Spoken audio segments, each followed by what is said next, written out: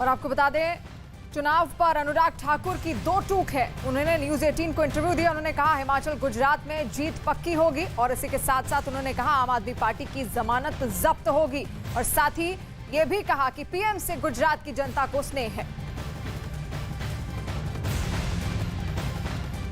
मेरे साथ हैं केंद्रीय मंत्री अनुराग ठाकुर और आपको दिख ही रहा होगा इस समय हम शिमला में हैं और शिमला में मौसम तो ज़रूर ठंडा है लेकिन राजनीतिक हलचल बहुत बढ़ी हुई है। अनुराग जी, ये आपका गृह राज्य भी है और 5 साल बीजेपी का शासन रहा है। कहते हैं 5 साल बाद कोई वापस नहीं आता है इधर। कहते तो ये भी थे 2014 में कि कोई पूर्ण बहुमत की सरकार नहीं लाता है।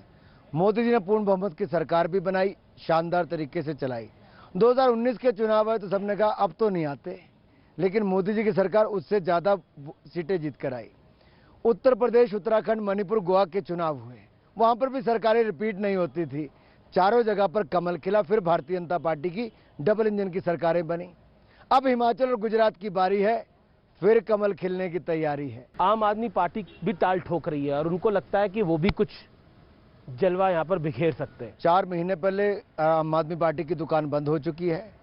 जैसे उत्तराखंड और उत्तर प्रदेश में उनके खाते नहीं खुल पाए और जमानतें जब्त हुई, हिमाचल प्रदेश में भी जमानत लेकिन आप बचानी भूल रहे मुश्किल है। बगल का राज्य पंजाब में है और भगवंत पंजाब मान में वहाँ के भी सीएम है। पंजाब में 3 महीने में 70 हत्याएं हो गई, गैंग वॉर शुरू हो गई, कानून व्यवस्था चरमरा गई। पंजाब के स्वास्थ्य मंत्री का भ्रष्टाचार के चलते इस्तीफा हो गया। ये 2 महीने में गुल खिला दिए अरविंद केजरीवाल जी की पार्टी ने। भ्रष्टाचार की प्रतीक, अराजकता की प्रतीक आम आदमी पार्टी बन चुकी है। इस बारी भारतीय जनता पार्टी के लिए समस्या भारतीय जनता पार्टी के अपने लोग बन गए हैं जो खास तौर पर बागी खड़े हो गए हैं। वो कितनी बड़ी समस्या है भारतीय जनता पार्टी? नहीं, निश्चित तौर पर कोई पार्टी का नेता खड़ा हो जाए चिंता होती है, बनाने का प्रयास किया, नहीं रुके। लेकिन जनता जानती है जो विकास किया है वो भाजपा ने किया और जिसके पास कमल का चुनाव चिन्ह है वही सही उम्मीदवार है। ऐसा क्यों हुआ मैनेज नहीं हो पाया? मोदी जी ने भी प्रयास करा मैनेज करने का, जैसे कांग्रेस ने भी एक ऑडियो ट्वीट करा जिसमें मोदी जी एक कैंडिडेट को बोल रहे हैं।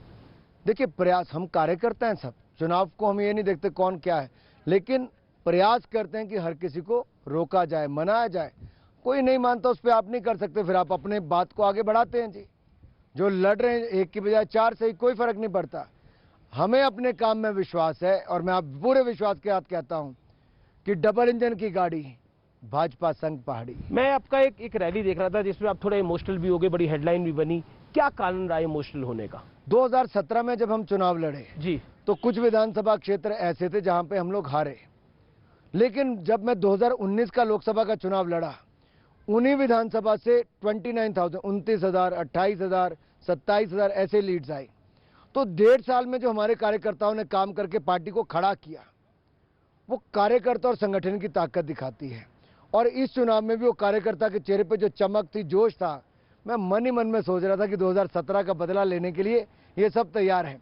और बहनों में जो जोश, युवा जो नारे लगा रहे थे, उन्होंने मुझे भावुक कर दिया कि मैं किस राजनीतिक दल से आता हूं। माना जाता है आपके सीएम पॉपुलर नहीं है, ये एक पॉलिटिकल पंडित आरोप लगाते हैं कि सीएम पॉपुलर नहीं है। नहीं, ऐसा नहीं है जी। जयराम जी की सरकार ने बहुत शानदार काम किया और आप देवभूमि में आए, एक कप चाय तो जरूर पीजिए। जी जी जी, आप बहुत धन्यवाद, थैंक यू। तो जयराम जी की सरकार ने बहुत शानदार काम किया जी। मोदी जी आयुष्मान भारत योजना लाए, हम प्रदेश में हिमकेयर योजना लाए, जी, वहां पे उज्ज्वला योजना लाए, हम हिमाचल प्रदेश में मुख्यमंत्री गृहिणी योजना लाए।